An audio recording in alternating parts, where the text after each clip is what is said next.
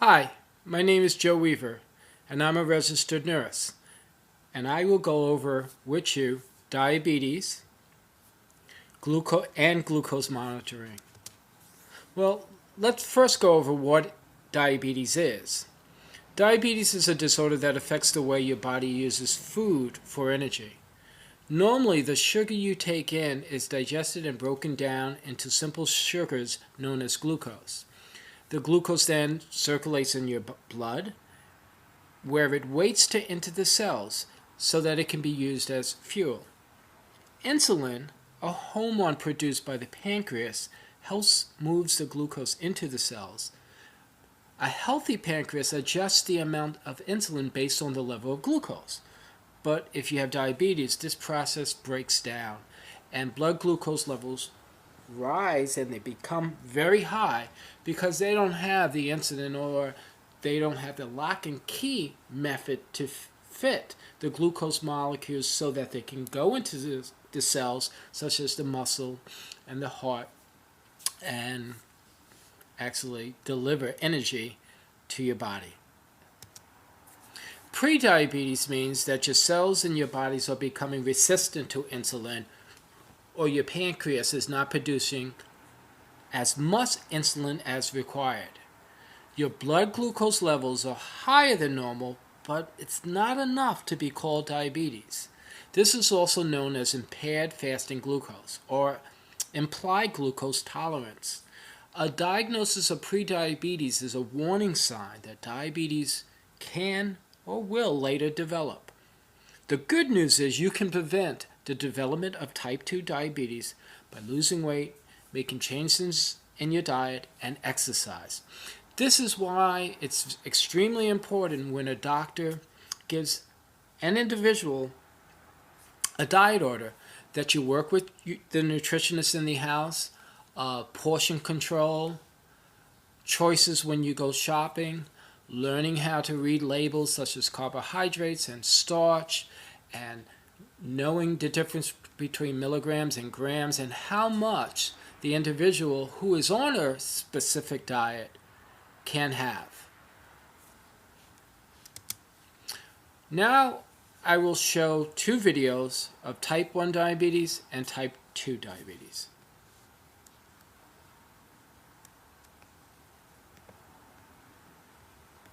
Type 1 diabetes is a condition in which the pancreas produces little or no insulin. Insulin is a hormone that helps your body use blood sugar, known as glucose, for energy. Your body takes the food you eat and breaks down fat, protein, and carbohydrates for energy. While your body is digesting the food, the carbohydrates are broken down into glucose. The glucose is then absorbed into the bloodstream, where it is carried to cells throughout your body. Insulin helps your cells absorb the glucose in your blood, allowing it to be used as energy. A healthy pancreas releases a regular supply of insulin into your bloodstream. After you eat, your blood glucose levels rise, and your pancreas responds by releasing more insulin to move the glucose into your cells. Insulin acts as a key, opening up the cell so it can accept the glucose.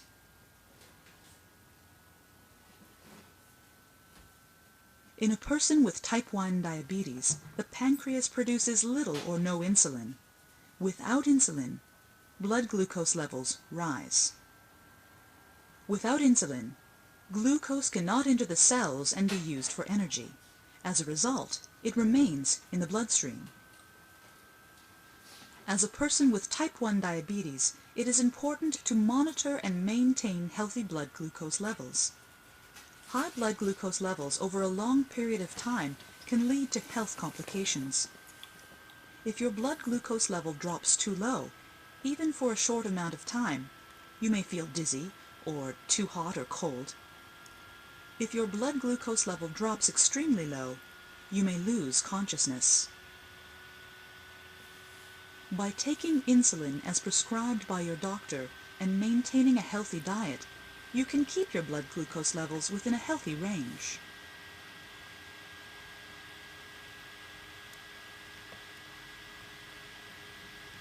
Diabetes type 2 is the most common form of diabetes. Although it can occur at any age, it is more common in people who are overweight, sedentary, and over middle age.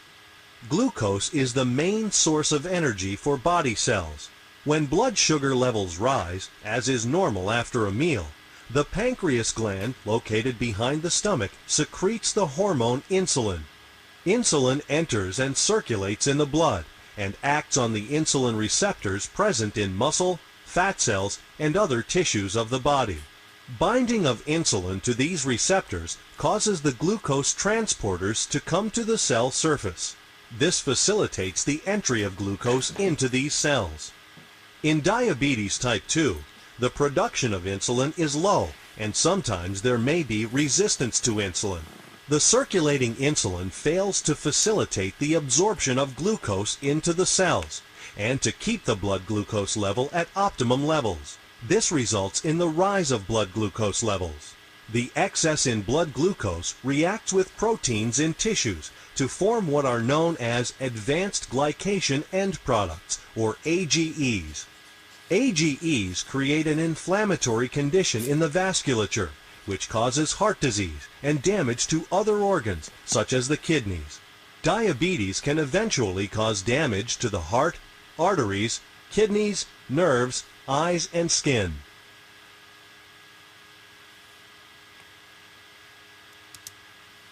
So let's review what we just learned. Type 1 diabetes previously was referred to as insulin-dependent diabetes mellitus, or IDDM. And it's due to an absolute insulin deficiency and is usually an autoimmune disease leading to the destruction of the insulin-secreting beta cells in the pancreas. In some cases, the cause of the destruction of the beta cells is not known. So therefore, in type 1 diabetes, there's no insulin. So if there's no insulin, when you eat carbs, when you eat complex carbohydrates or simple carbohydrates, there's nothing really to break the sugars down to the simple glucose so that it can enter the blood to the cell and be used as energy for your body. And type 2 diabetes was previously known as non-insulin dependent diabetes mellitus, or NIDDM, and it results from a relative insulin deficiency that may be associated with varying degrees of insulin action defects known collectively as insulin resistance. Type 2 diabetic patients can progress through several stages and may require insulin later in their disease process. So just how is diabetes diagnosed? Well, with a fasting plasma glucose, fasting usually the first thing when you wake up in the morning, you have your fingerstick done, and the diabetic level from an 8-hour fast is greater or equal to 126 milligrams per deciliter. Now, a pre-diabetic person, that level would be 100 to 125 milligrams per deciliter. Now, if one was to go and have an oral glucose tolerance test, which simply means after fasting overnight, the patient drinks a solution of 75 grams of glucose, and the plasma glucose is measured 2 hours later. And if that value is 200 milligrams per deciliter or greater, the diabetic label is applied. For pre-diabetes, it would be 140 to 199. Diabetes can also be diagnosed if you have a random plasma glucose at any time of the day that is greater than 200 milligrams per deciliter. So what are some of the symptoms? Well, there can be increased thirst, Dehydration. Well, how do you know if someone's dehydrated? Or cracked lips, dry skin. Nurses and practitioners and doctors, they generally look at the tongue. The tongue normally should be red. It should be smooth. If you see a lot of furrows, which are lines within the tongue, you will know that the person is dehydrated. Also, the vital signs normally in a dehydrated person will show a drop in the blood pressure, diastolic and systolic, and an increase in heart rate, but that's not always the case. So this is why in a diabetic person who is diagnosed with diabetes, even pre-diabetes, it is very, very important to notify the nurse of any changes in increased thirst, weight loss, plus or minus 5 pounds, if the individual is tired, lethargic. Also, diabetes can cause blurred vision, so any reports to the staff by an individual that they're not seeing right, or you see that their eyes are squinching, very, very important communication to the nurse, to the doctor when they go on visits, because the individual may not be the best advocate for him or herself. How does one get diabetes? Well, we really don't know that. Some believe it's genetic. There are some cases where a virus, in some instances such as the mumps virus and the Coxsackie virus, are known to attack the pancreas. And of course, if it attacks the pancreas, which is responsible with the beta cells of releasing insulin, that you're going to have some problems potentially with insulin production and glucose going from the blood to the cells. Environmental factors, stress, being overweight, and idiopathic causes, which simply means we just don't know, or high blood pressure. Now, there are risk factors, knowing whether you should get tested. So it's very important not only for the individuals that we serve, but it's also important for you and your family. Approximately 54 million people in the United States have prediabetes, although most don't know it. Testing for prediabetes is a good idea for everyone that is over the age of 45. I also recommend testing for people who are under 45 if they're overweight and have one of the following risk factors. High-risk ethnic groups, which is African American, Hispanic, Asian, or Native American. That may be related to the cultural foods that they eat. If you have high blood pressure, if your HDL, which is your high-density lipoprotein, which is called the good cholesterol, is low, you want that to be high. If you have high triglycerides, back from your labs, or you just have a family history of diabetes. Diabetes also during pregnancy or having a newborn who weighed more than 9 pounds is also a risk factor. Some examples of when to call the nurse. Any change in mental status. Normally you would not contact the RN for behavior. You would normally let the behaviorist know, maybe the coordinator know that, or the psychiatrist or the nurse practitioner of mental health. But it is very important also to contact the nurse, especially for a diabetic patient, because changes of mental status can mean decrease oxygen to the brain, which can cause aggression and behavior problems due to increased glucose within the blood not being able to go to the cells.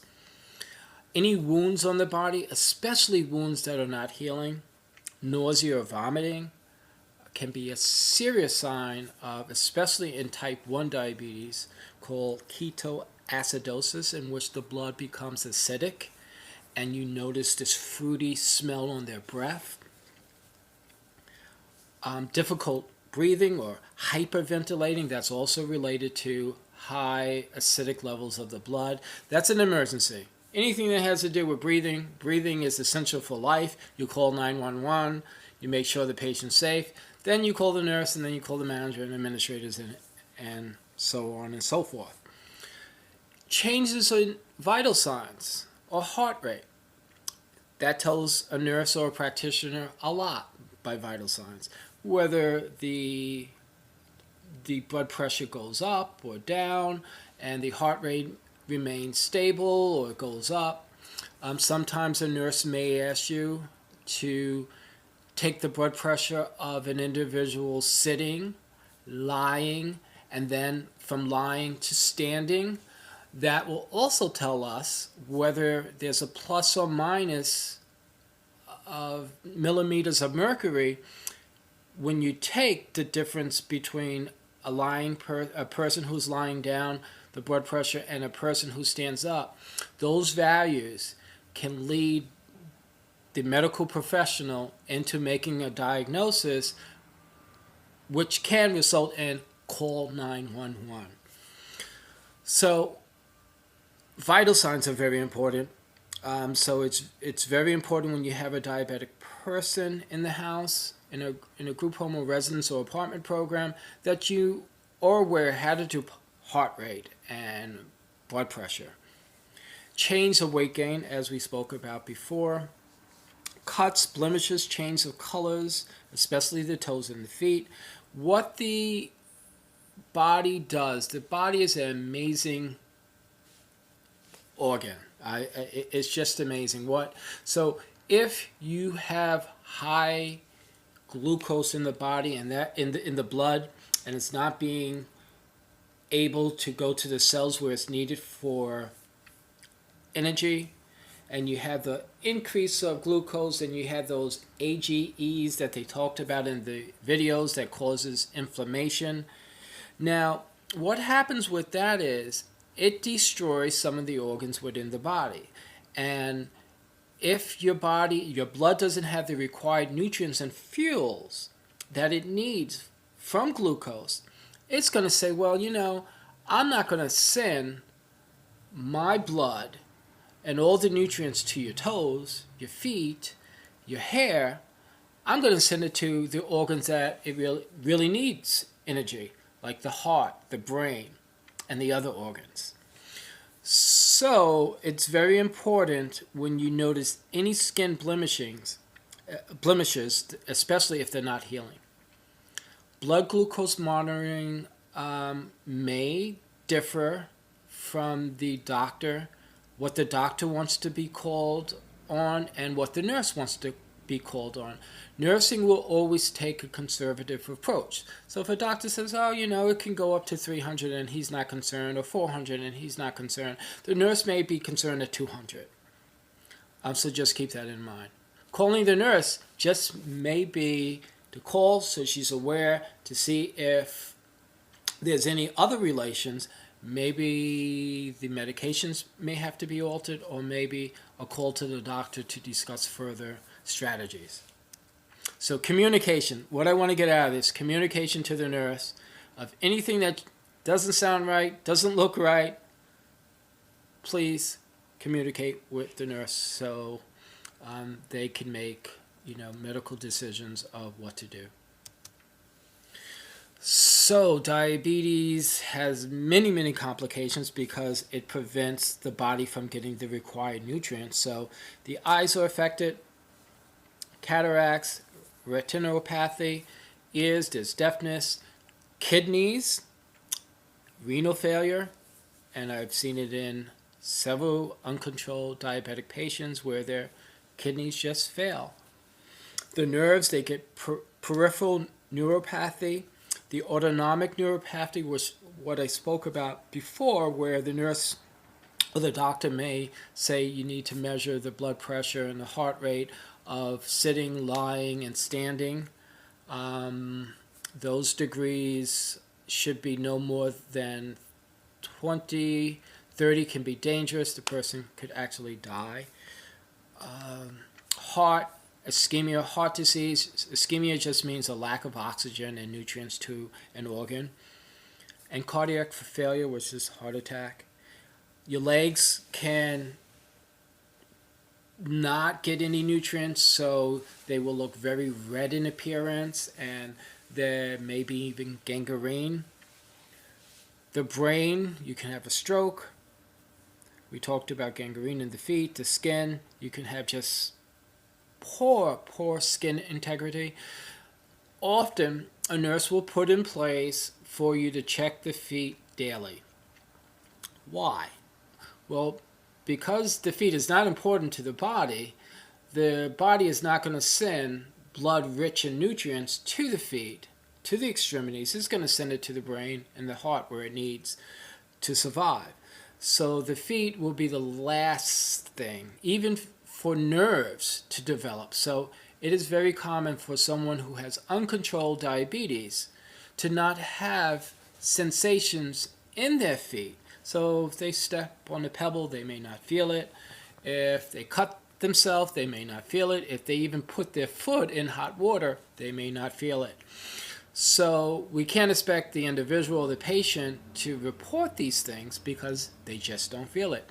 So often, depending on the degree of diabetes and the labs, the nurse may suggest that the staff will check the feet daily. Prevention. Treatment must be safe and practical for each patient. In the settings that we all work in, the individual has the right to refuse suggestions, and we know that. But it is our jobs to encourage, and if you're not maybe the best person, you can have someone else try to encourage. It's very important to follow the doctor's orders of exercise and walking and drinking fluids so they don't become dehydrated. The nutritionist suggestions of portion control. I know sometimes nursing and nutrition and management is on you. Oh, you're giving too much portions, but with diabetes, if you don't follow the prescribed diet, the prescribed exercise, it could be fatal. So we want to reduce the risk. If you have an individual who smokes, not a really good thing because smoking already deprives your body of nutrients and oxygen. We want to keep the blood pressure below 130/80. We want to keep the HbA1c to 4.5 to 6.4. Exactly what that is, that's A1C levels is the amount of glucose in your body. Instead of getting a fingerstick, which means just for that day, the A1C level is able to take a snapshot of what your glucose is from 2 to 3 months. So 4.5 to 6.4 is where you want to keep it in the diabetic patient. You want to keep the cholesterol low, below 5 millimoles per liter. The triglycerides, you want to keep that below 2.3. You want to make sure that there's no protein in the urine, which means that the kidneys are not functioning. And you want to keep the body mass index 18 to 25 kilograms per meter squared. Exercise regularly and avoid salt. Now, the severity of diabetes, I spoke briefly about the autonomic neuropathy. 2 in 5 patients with diabetes have some evidence of autonomic neuropathy when tested in details, but symptoms are uncommon. If the patient does have symptoms, these may be unpleasant and the prognosis is poor. 1 of the 2 patients with autonomic neuropathy will die within 5 years. And one is that hypertension that I talked to you about, the postural hypertension. There may be sweating, there may be GI upset, constipation, diarrhea. You may see edema. The individual may not be urinating as much as they normally do. Swelling throughout the whole body. And, death can actually result. So please, message here, notify the nurse. Tell the doctor, tell someone. Get it out of your hands.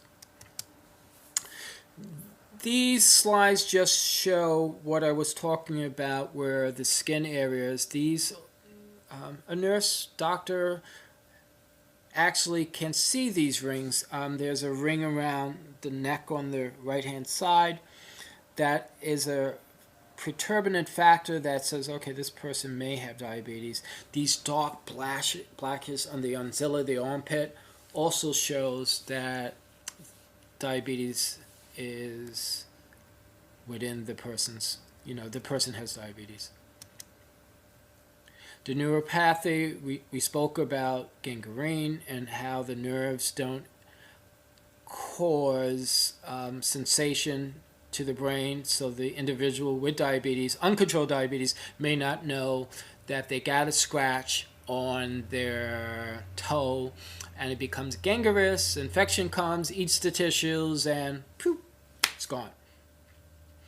Nurses, doctors, healthcare professionals can actually do pedal pulses, which is they measure the pulse like you would measure the pulse on the radius, by the thumb and the arm. Medical staff can do it also on the foot, and if that's absent, that would give ideas that the diabetes is worsening or not controlled properly.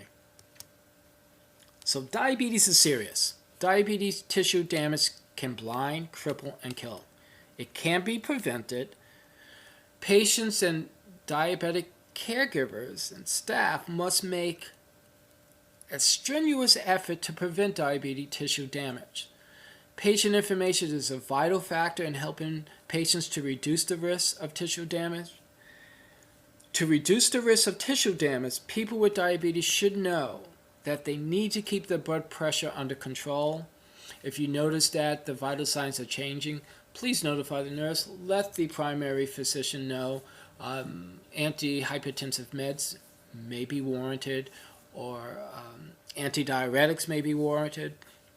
Keep the blood glucose levels near normal as it's safe.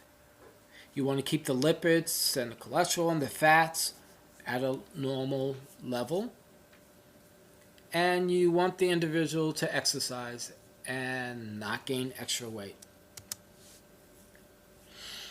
This is an image of a gangrenous toe via diabetes.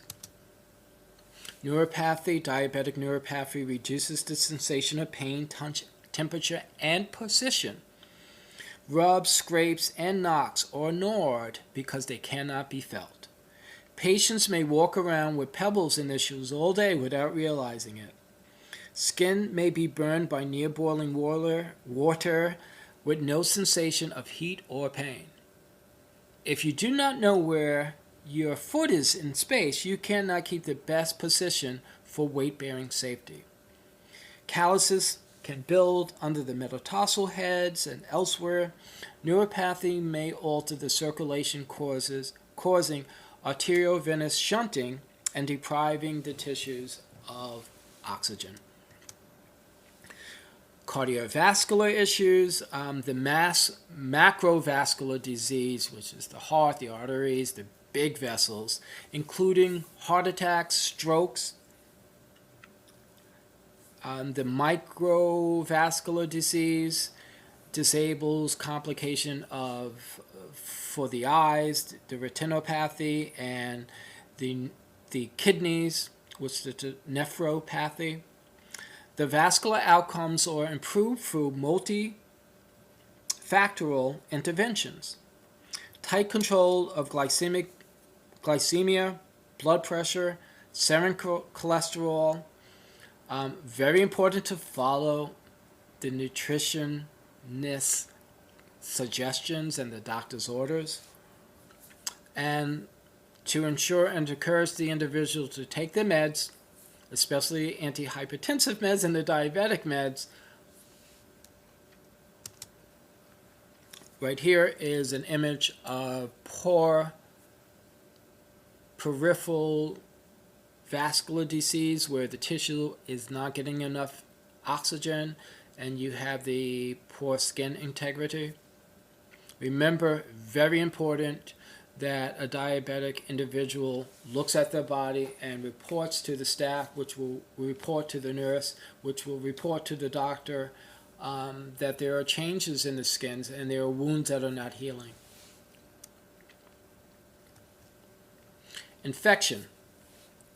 Hypoglycemia reduces white blood cells mobility, and poor blood supply slows deliveries of the white blood and nutrients, thereby impeding the body's defense response to infection. Your white blood cells have a couple of jobs. First job is to clean up the debris. You get a tear in your skin, you get a scratch, your body, germs can come in, the white blood cells eats it up, and it also grows new tissue, and the dead tissues, the white blood cells is responsible for eating up all of the debris.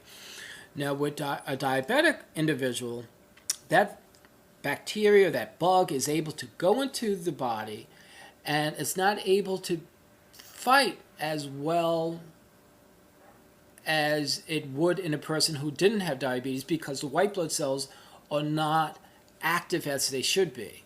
And germs loves sugars, just like we like sugars, so do germs and viruses. They thrive on it. So if your diabetes is not controlled and your blood glucose is high, the germs are going to just hang out even longer.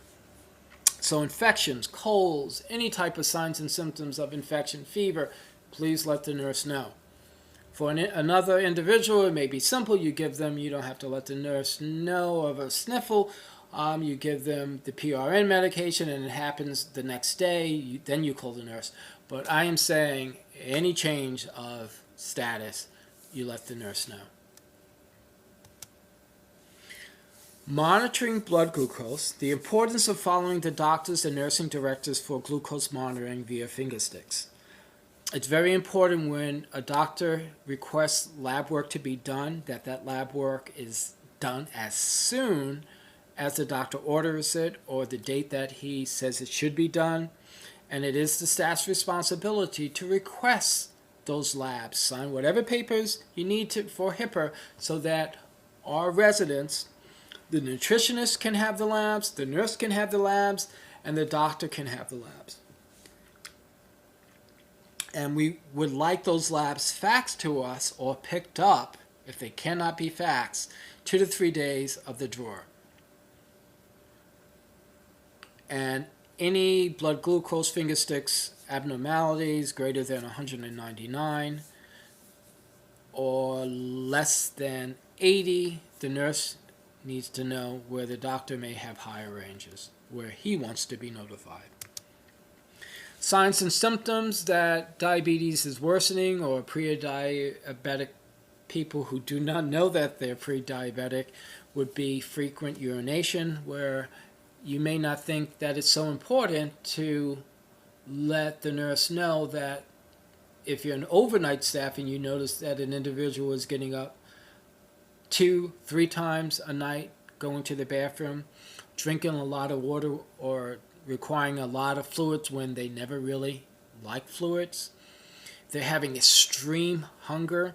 That may be signs that will spark into my brain to say, hey, why don't you let's let the doctor know that she's having these symptoms or he's having these symptoms, and I will request for the doctor to do some labs.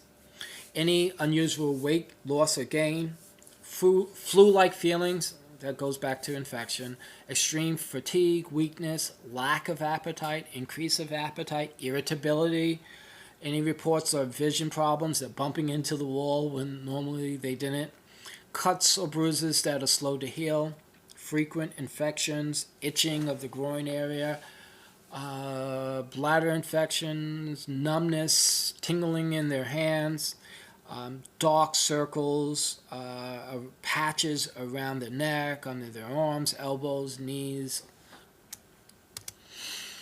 Now, what are some of the symptoms of hyperglycemia, which means high blood glucose?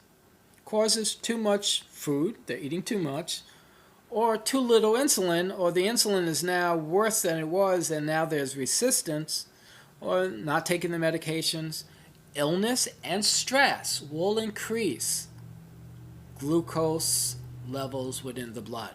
And if you don't have the insulin to bring them to the cells so that your body can get rid of them or go to the tissues where they're needed, the blood is going to get higher in illnesses and stressful events. That's why nursing needs to know. So extreme thirst, dry skin, frequent urination, hunger, blurry vision, drowsiness, and slow healing wounds. What do? You check the blood glucose. Well, you call the nurse. You check the glucose, and you give the values to the nurse, and of course the doctor. Signs of low blood sugar, hypoglycemia, especially common in type 1 diabetics where insulin and the type of medication that the doctor has prescribed sometimes can cause the insulin to be too much and make the cells take the glucose from the blood to the cells too fast and can cause low blood sugar, which can cause coma and fading and all those bad things. So some of the signs of hypoglycemia is sweating, feeling tired, weakness, hunger, kind of the same as uncontrolled diabetes and prediabetes, shaking, headache. You kind of don't know. So if you don't keep batteries in your glucometer, and you have to make sure that you have the lancets and the strips so that you can actually do a finger sticks when you have these symptoms to give the healthcare professional numbers that we can actually tell you what to do or whether to call 911. Low sugar, shaky feeling, a fast heartbeat, anxious, hungry, dizzy, sweating, blurred vision again, weakness or fatigue, headache, irritability. If you're out in the community and you do not have a glucometer and finger sticks and they're having these symptoms, it's very hard even for healthcare professionals to just say, oh, okay, this is he or she is hypoglycemic instead of hyper. There's so many similarities between them. It's best just to give them something to eat. Even if it's too high, it's worse for it being too low and not treating it. So, treatment for hypoglycemia: eat something that has about 15 grams of carbohydrates. You're trained by the nutritionist how to read labels. Examples are glucose tabs if the doctor has ordered that, a half a cup or 4 ounces of fruit juice or regular non-diet soda, 5 or 6 hard candies, a tablespoon of sugar, plain or dissolved in water. Remember choking guidelines, and don't give them stuff that you know that may also cause them to choke, because then we'll have other issues. Honey or syrup. And you need to wait about 15 minutes before eating any more. You check the blood, you see if there's a response. You have that cell phone so that you're calling 911. Be careful not to overtreat by eating too much, just in case the person is really not hypoglycemic, but instead of being hyper. Now we're going to get into the realm of how do you monitor someone's finger stick. And the technique is with a glucometer. A glucometer is a device that measures the ionic concentration in the blood that the glucometer is able to read and translate that into a glucose number. And that is done by taking a lancet stick or mechanism, taking bloods from their finger, putting that blood sample on a stick that is put into the glucometer, and a number will come from that. Now, there are ways that you can get inaccurate finger stick results. So I want you to be aware that if someone changes their glucometer from one brand to another for whatever reasons, sometimes the strips may fit, but you cannot use the same different strips. You can only use strips from the company that the device is recommended. You cannot interchange strips between machines or model numbers of the same brand. You need to correctly calibrate some of these monitors. Glucometers need to be calibrated. Sometimes they come with a control, which is just a drop of solution that they know the concentration and they know the range that it should be. So if, say, the concentration of this control sample, when you put on the testing strip into the glucometer, if it's supposed to be a range from 100 to 110 and you get a range of 80 or 300, you know that there's something wrong with your glucometer. Low battery can cause erroneous results. Inserting the strip incorrectly, of course. Waiting too long after you collected the blood and putting it to the machine. The individual hasn't washed their hands and they have sugar and they have all types of glucose raising things on their fingers, so it mixes with the blood and then you can get high readings. Alcohol, sometimes some people say, can give erroneous results, so that's why we say wash your hands before, soap and water, 15 to 20 seconds. Now here is my video for finger stick glucose monitoring. Hi, this is Joe Weaver, and I'm going to explain how to do a finger stick for glucose monitoring for a person with diabetes. Okay, first, of course, you gather all the materials that you need. You always use a protective barrier because you do not want to put products or any type of equipment on, you know, this is a dining room table, so especially dealing with blood, so you need to have your protective barrier. So I have my glucometer, I have my lancets, I have my lancets device, I have another one just to show you that some twist off and squeeze, and there are different controls. Number 1 would be for a little tiny stick, and number 5 would be for a deeper stick to give you more blood. You have control method, and I'll explain how to do the control in a separate tape. You have your lancets, you have gloves, you have alcohol, you have your hand sanitizer, but your individual must wash their hands for 15 to 20 seconds with soap and water, warm water. Just in case they have any sugar, any type of donuts on their hand, you don't want to have erroneous or oils readings. You must also wash your hands for 20 seconds with soap and water. And you can choose whether you use alcohol, but if you use alcohol before you give them a prick with the lancet device, you must make sure that the alcohol is dried. So right now, I'm going to put my lancet. I am going to take off the top. It's this little circle you pull. And I'm actually going to put it in the device without hurting myself or punching myself. I'm going to put the top back on.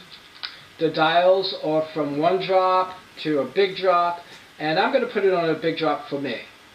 Okay, and then I pull back, I cock back this device so that it pulls the needle in, so when I press the blue button against my skin, the lancet will pop out and give you blood. Now I am going to check the expiration date. It is 2012, we're in 2011, I can use it. And I know it's the correct machine because it says contour, and this is a contour device. With these test strips, it has a metal plate that goes into the machine face up, and then a little strip where you put the blood, not on top, but right directly against the edge of it. You put it in the machine such as this. It clicks, it beeps.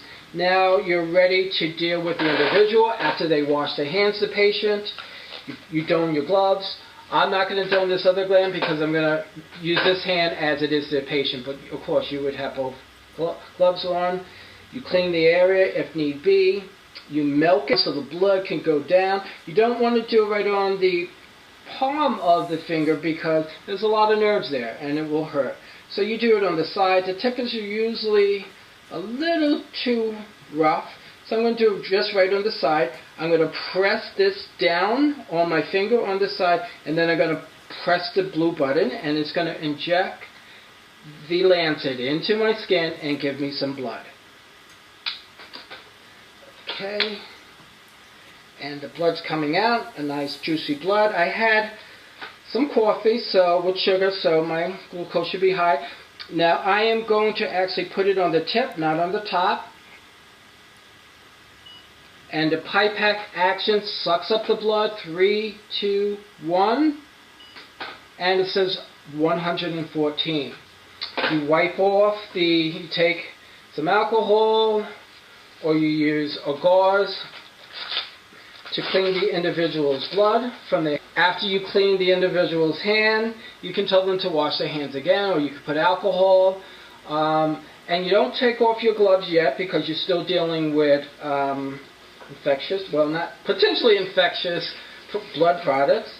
So you put anything that has blood into your sharps container, and this also has blood on it. You want to be very careful. That in the sharps container you clean up, and then very important, you remove the lancet from here. Now that has blood on it, so you want to be careful not to poke yourself. Put that in the sharp container, and you wash up everything. You clean up your area. You wipe down with a surface cleaner just in case any blood got into it. You take off your gloves and clean up your area. You throw this away. You have everything comes in a container. You clean this down. You put everything in its appropriate spot. This goes actually there. Now you put the top back on. You make sure everything's clean for the next person. And any lancets that you didn't use,